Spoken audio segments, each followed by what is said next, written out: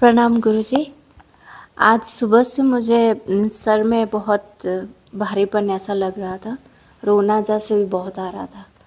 तो मुझे ये पूछना है कि हर एक चीज़ जो आप बताते हो ना कि पेंटिंग करने में भी ध्यान लग जाता है, तो ये सारी चीज़ें मैं पहले बहुत करती थी। सुबह तक मैं क्राफ्ट वर्क है या ड्राइंग है वो सब मैं बनाया करती थी।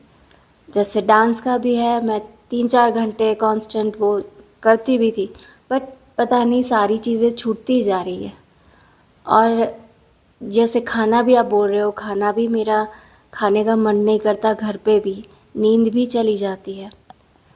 तो मैंने 2 दिन पहले जो आपको प्रश्न पूछा था इसीलिए कि ये सारी चीज़ें तो मेरी घट रही है, बट भावनात्मक जो है वो कोई कारण सर मैं कहीं अंदर अटक रही हूँ, तो उससे मैं कैसे बाहर निकलूँ?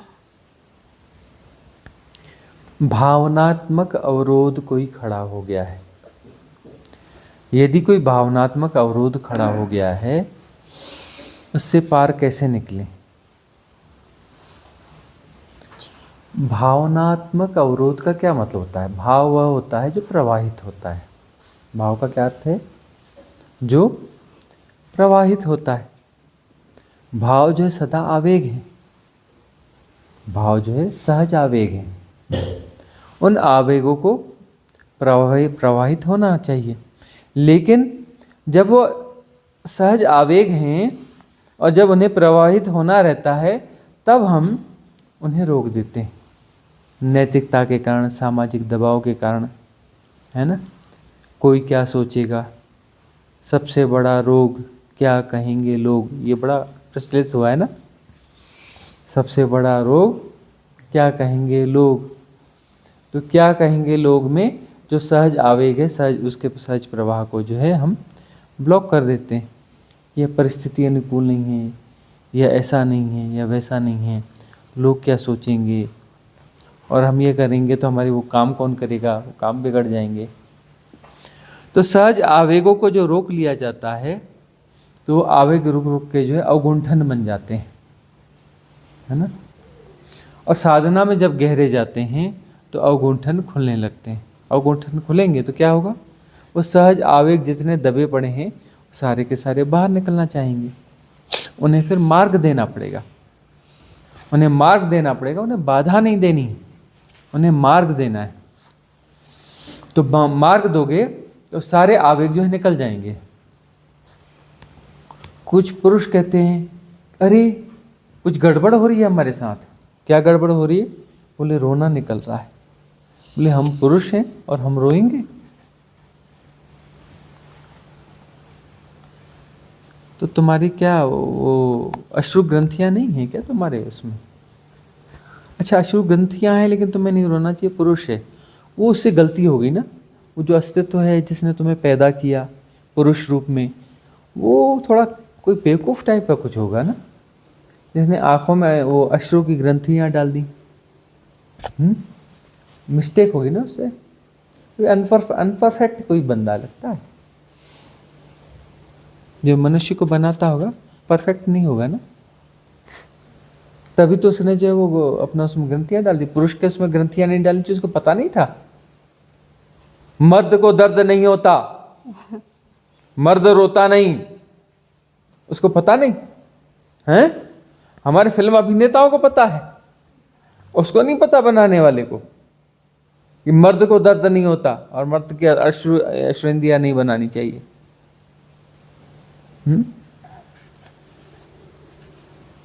अरे आंखों में जो व्यवस्था है, अश्रुंदियां हैं, भाव हैं, आवेग हैं, किस लिए हैं? उनकी जरूरत है तभी तो बनाया गया है ना। अब कोई ऐसा बंधा हुआ मार्ग तो होता नहीं है, कोई नक्शा नहीं होता। नक्शे सारे मन के नक्शे होते हैं। सारे नक्शे जो है मन के नक्शे होते हैं।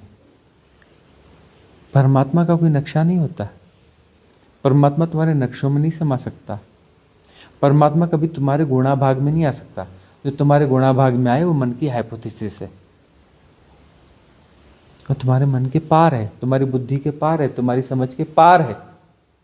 सत्य न कभी तुम्हें पकड़ में आया है, न कभी तुम्हें पकड़ में आ सकता है। ठीक है ना। और वो घट रहा था उस समय, ऐसे घट रहा तो घट रहा था, अब दूसरे तरीके से घट रहा है, लेकिन अब अस्वीकार है जी। नहीं नहीं, घटना तो वैसे ही चाहिए, पेंटिंग बनाते बनाते घटना चाहिए, वो करते करते नृत्य करते करते घटना चाहिए। अभी क्या हो रहा है, चुपचाप हम शांत बैठ जाते हैं, सब हो रहा है और जाना जा रहा है। अरे भाई पेंटिंग बनाते बनाते वाला होना चाहिए ना। और ऐसा ही होना चाहिए, दूसरे तरीके से नहीं होना चाहिए।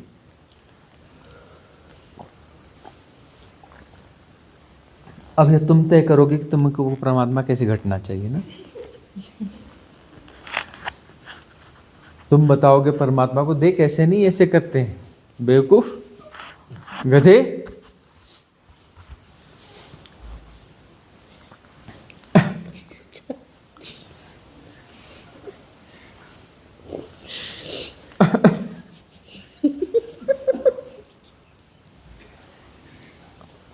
अब तुम तय करोगे कि परमात्मा को क्या सिखाया जाना चाहिए, क्या पढ़ाया जाना चाहिए।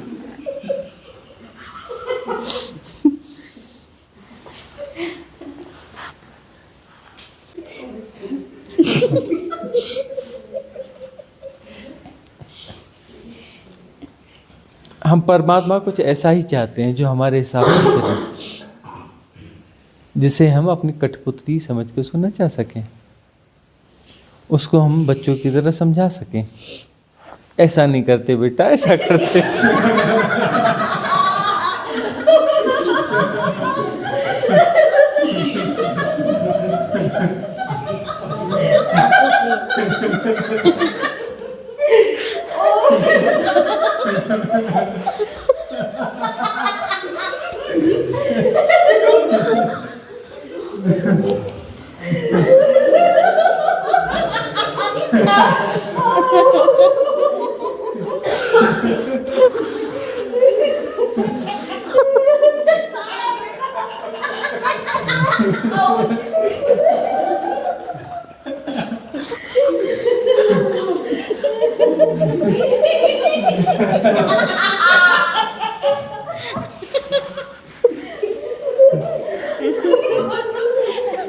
हम जैसे होना चाहते थे, जैसे होने के लिए थे, वैसे नहीं हो पाए, कुछ और बन गए, लेकिन अब वैसा होना चाहते हैं।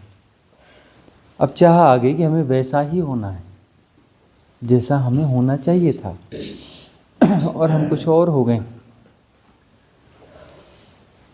और वैसा ही होने के लिए हमें कुछ करने की ज़रूरत नहीं है। जो इन्फ्लुएंसेस से हम प्रभावित हो गए हैं कि ऐसा नहीं करना है, ऐसा करने से गड़बड़ हो जाएगा, यह हो जाएगा, तरह तरह के भाव हैं, भय हैं, वह हमें अवरोध देते रहेंगे, अवरोध बनते रहेंगे। तो सहज स्वाभाविक होना ही साधना की एकमात्र प्रक्रिया है, जिसमें आवेगों को सहज मार्ग मिलना चाहिए। आवेग जैसे ही बाहर निकल जाते हैं तो वह स्थिति हो जाती है जो अवगुंठन रहित है। और जो अवगुंठन रहित स्थिति है, जहाँ कोई गांठ ही नहीं है तो मन नहीं है, मन नहीं है तो गति नहीं है, गति नहीं है तो यात्रा नहीं है, यात्रा नहीं है तो मंजिल नहीं है, यात्रा नहीं है तो जन्म नहीं है, अगला जन्म नहीं है। अगला जन्म यात्रा का परिणाम है। यात्रा अवगुंठनों की यात्रा है ना। अवगुंठन है कि ऐसा होना चाहिए, ऐसा होने के लिए हमें योग्य परिस्थिति चाहिए, कहीं यात्रा करनी पड़ेगी। हम प्रतीक्षा करेंगे उस समय की, जब वो अच्छा समय आएगा और जब वहाँ पर परिस्थिति होगी, तब हमारे ये अवगुंठन खुलेंगे, है ना। हम वैसा कुछ कर पाएंगे, वो कुछ पा पाएंगे। जबकि अभी और यहीं हम सहज हो जाए, सरल हो जाए, तो अवगुंठन अपने आप खुलना चालू हो जाते हैं। अवगुंठन खुल जाते हैं, बात बन जाती है। अवगुंठन खुलते ही बात बन जाती है। अब पहले ऐसा था जी, ऐसा था तो था, अब कैसा, अब ऐसा है तो ऐसा है तो है, स्वीकार करो कैसा है ना? अब वह जो प्रकटन किसी और तरीके से होना चाहता है, उस तरीके से होगा। अस्वीकार नहीं होना चाहिए। अस्वीकार से अवगुंठन बनते हैं, नए अवगुंठन जो है और अस्वीकार से बनते हैं। स्वीकार से नए गुण अवगुंठन तो नहीं बनते हैं, पुराने अवगुंठनों की निर्जरा होती है, उन्हें देखा जाता है और उन्हें उस आवेगों को, उन अवगुंठनों को मार्ग दिया जाता है। मार्ग देने पर वह निःसृत होते हैं और उनका सहज प्रभाव होता है तो अवगुंठन बाहर हो जाते हैं, गांठें खुल जाती हैं, निर्ग्रंथ हो जाते हैं, है ना। ग्रंथियां खुल जाती हैं और हम निर्ग्रंथ हो जाते हैं। क्या हम निर्ग्रंथ हो सकते हैं? ये जो ग्रंथियां हैं, अगुंठन है, इनका जोड़ हम हैं। तो हम निर्ग्रंथ हो जाते हैं का अर्थ है कि सारी ग्रंथियां विसर्जित हो जाती हैं और हम नहीं रहते। महामृत्यु घटती है। महामृत्यु किसकी? इस झूठे उसकी। अब अवगुंठनों का जोड़ कहे कि नहीं नहीं हम धागे नहीं हैं, हम तो गांठें हैं। अरे भाई तुम गांठें ही, तुम हो क्या हो? धागा ही हो। थोड़ी सी गांठों का आकार आ गया है, लेकिन हो तुम धागा ही। अब जैसे ही गांठें खुल जाएंगी तो धागा अपने मूल रूप में आ जाएगा। धागा मूल रूप में आ जाएगा, गांठें विसर्जित हो गई। तो गांठों से जो व्यक्तित्व भास रहा था उसकी मृत्यु हो जाएगी। वो मृत्यु कैसी मृत्यु? डरने वाली कोई मृत्यु है? गांठें खुल गई तो गांठों के जोड़ जोड़ से कुछ कुछ महसूस हो रहा था, और वह नहीं रहा, नो मोर, मर गया। उसके मरने पर क्या दुख मनाया जाना चाहिए? गांठों के समूह के खुल जाने पर कोई एक अलग आकार, कोई व्यक्तित्व, कुछ चीज़ें हो गई थी कि ऐसा, ऐसी गांठ, वैसी गांठ, इतनी गांठ, यह इसका रूप है, यह ऐसा है, यह इसका नाम है, यह इसका रूप है। अब वह विसर्जित हो गई गांठें, धागा खुल गया, तो उस मृत्यु पर दुख मनाया जाना चाहिए। उस गांठ खोलने की प्रक्रिया से डरना चाहिए। डरते हो, नैतिकता बोलती गलत कर रहे हो, समाज बोलते हैं गलत कर रहे हो। तो इस प्रकार के नारे जो है ये भी उठते रहते हैं, अलग अलग तौर तरीकों से उठे, लेकिन बड़ा सहज सा नारा उठ गया, सबसे बड़ा रोग क्या कहेंगे लोग। तो लोगों की फिक्र छोड़ दोगे तो लोगों से मिलके, लोग जो है वो समाज का प्रतिनिधित्व करते हैं। मतलब समाज जैसी कोई चीज़ नहीं है, लेकिन जो एक सामूहिक पागलपन को समाज कहते हैं। समाज का अर्थ होता है एक सामूहिक पागलपन। तो वह जो है, उनकी फिक्र यदि छूट गई, उनकी यदि फिक्र छूट गई तो फिर जो है सहज हो जाओगे। सहज हो जाओगे मतलब अपने आवेगों को मार्ग देने लगोगे। आवेग जो है सहजता से निकल जाएंगे, गांठें खुल जाएंगी। गांठें खुल जाएंगी तो तुम वही हो। तुम्हें लग रहा था तुम अलग हो, नहीं, तुम अलग कुछ नहीं हो, है ना।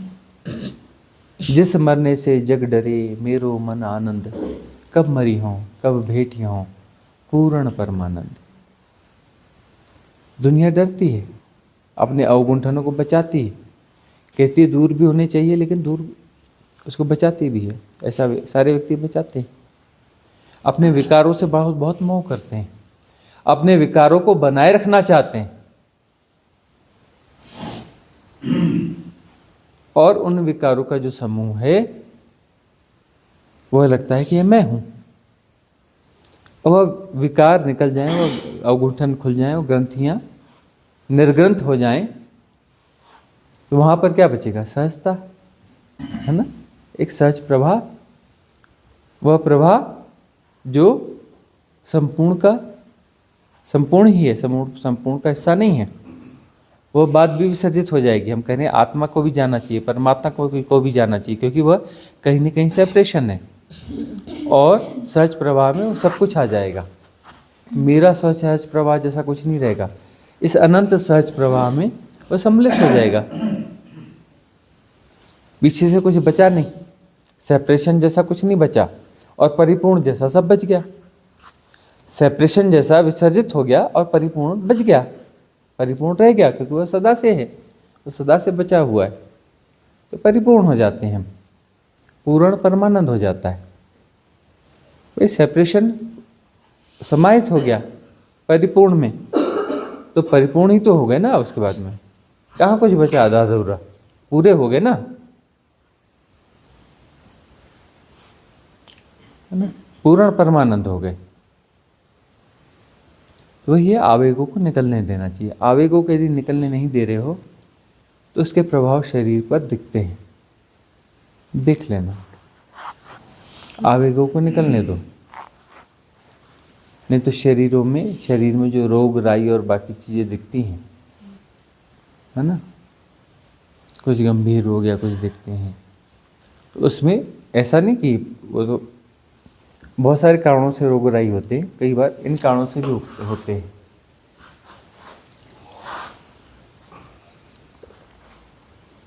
आवेगों को निकल जाने दो, और सबसे सहज थेरेपी है, सारे रोग मिट जाते हैं, महारोग मिट जाता है। महारोग हो तुम, तुम्हारा होना, तुम ही मिट जाओगे, तो छोटे मोटे रोग तो बचेंगे ही नहीं, रोग का कारण ही निकल गया। तुम रोग हो, महारोग हो, तुम विसर्जित हो जाओगे।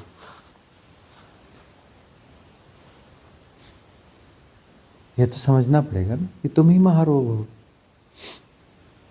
तुम गांठों का जोड़ हो, खुल जाने दो गांठों को, उसके बाद जो है वो रह जाएगा, पूर्ण परमानंद। कब मरी हो, कब भेटी हो, पूर्ण परमानंद। उस पूर्ण परमानंद से मिलने का मार्ग ही यही है। जब तक तुम मरोगे नहीं, गांठें खुलेंगी नहीं, झूठे तादाद में टूटेंगे नहीं, तब तक जो है पूर्ण परमानंद नहीं हो पाओगे। तुम परमात्मा से मिलना चाहते हो, यहाँ गलती है। तुम परमात्मा को नहीं छू सकते, परमात्मा को छुआ नहीं जा सकता, लेकिन परमात्मा हुआ जा सकता है। और तुम गलती कर रहे हो कि तुम परमात्मा को छूना चाहते हो, परमात्मा से मिलना चाहते हो। परमात्मा हुआ जा सकता है, परमात्मा होने का मतलब परम सहज होना। परम सहज में जो जैसा घट रहा है, उसे ऐसा होने देना। सब हो रहा है, सब जाना जा रहा है, बस यही तो पूर्ण परमानंद है। सब हो रहा है और सब जाना जा रहा है, इसमें कैसे, कौन सा दुख, कौन सी चिंता है, कौन सा दुख, कौन सी चिंता। इस पर स्वामी जी एक प्रश्न आता है कि जैसे आप समझाते हैं तब तो हमें लगता है कि हमें सब समझ में आ रहा है, पूरी क्लैरिटी आ गई, बट कुछ दिनों के बाद फिर कंफ्यूजन आ जाता है, फिर क्लैरिटी आती है, फिर कंफ्यूजन आ जाता है। हाँ, क्लियरिटी जो आती है वो पूरी नहीं आती। यहाँ प्रभाव में रहते हो, है ना, तो यहाँ पर क्लियरिटी आ जाती है, लेकिन अंदर अंदर बचाए भी रखते हो, अंदर अंदर बचाए भी रखते हो। और जिसे तुम बचाए रखते हो वो मौका पाते ही फिर से तुम्हें हैक कर लेता है, वापस तुम्हें हैक कर लेता है। लेकिन ग्लिम्स यदि आ गई तो फिर पीछे जो बच रहा है वो पूरा नहीं बचता है, उसकी ताकत कम हो चुकी रहती है। धीरे धीरे एक ऐसी स्थिति आएगी कि वह पूरी तरह से निशक्त हो जाएगा और मर जाएगा। उसके मरने की प्रक्रिया तो शुरू हो गई है ना, वो मरेगा। कब मरी हो, कब भेटी हो, मरने की उसकी शुरुआत हो गई है। कुछ समय में ग्लिम्स आ रहे हैं, मतलब उस समय के लिए तो मर ही गया वह, फिर जी जाता है, लेकिन पूरा नहीं जी सकता, उसकी ताकत कम हो गई।